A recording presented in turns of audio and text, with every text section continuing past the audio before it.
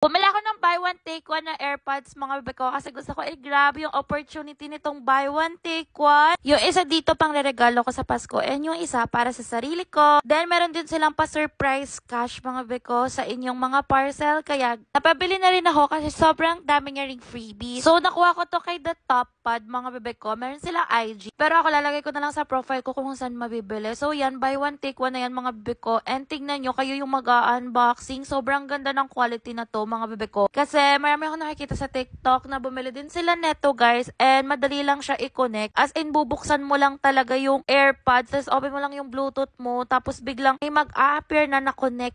O, diba? Sobrang dali. So, yan. Maganda din yung music niya and hindi sabog. Sobrang ganda ng quality and may mga freebies pa yan, guys. And kung gusto niyo bumili ng mga cover sa kanila ng mga AirPods, meron din sila mga beko. So, it's a sign. Bili na kayo pang regalo and for yourself din. Lalagay ko dito kung saan mabibili. Mwah!